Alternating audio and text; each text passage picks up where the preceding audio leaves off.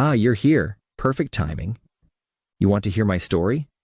The one where I was once the biggest enemy of the church? Yeah, that one. But before you judge me, just know, I wasn't always this wise.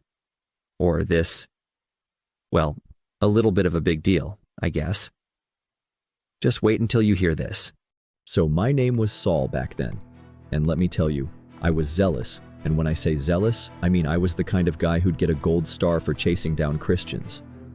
I mean, if there was a Christian Hunter of the Year award, I was in the running. Not proud of that, but that's where I was.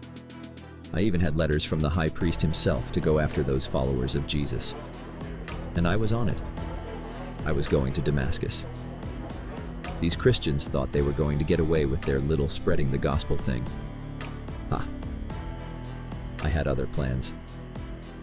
But let's just say, God had his own plans too.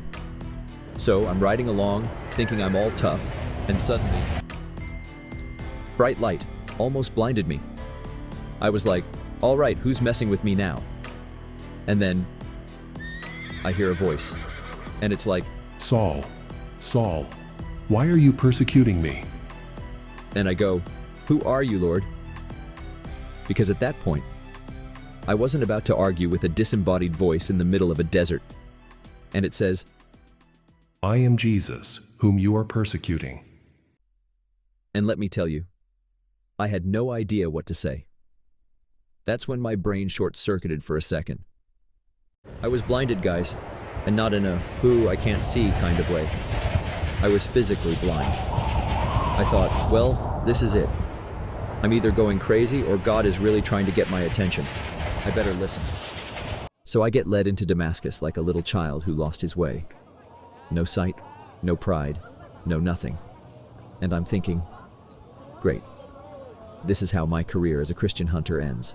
On the side of the road, blind as a bat. But God had a plan.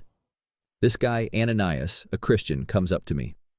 God tells him, Go, pray for this man Saul. And Ananias is like,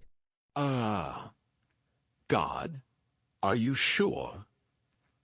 Because Saul's been, well, can I say no? But you know what? Ananias obeyed, and just like that, I could see again. I felt like a weight lifted off my chest, and I thought, whoa, if I didn't believe in miracles before, I sure do now.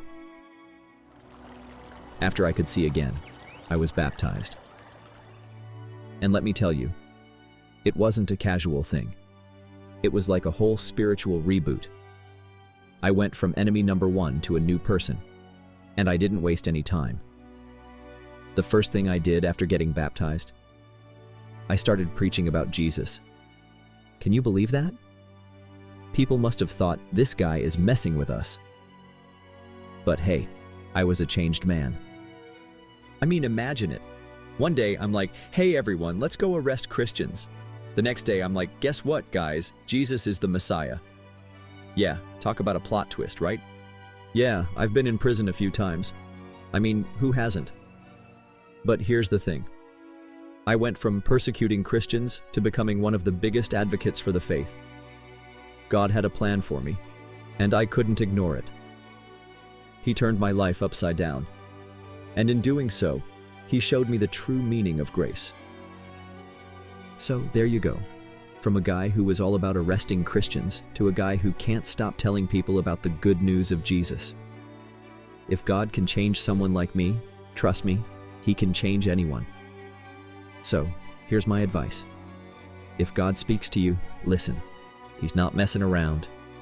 And if you think he can't use you because of your past, well, just take a look at me.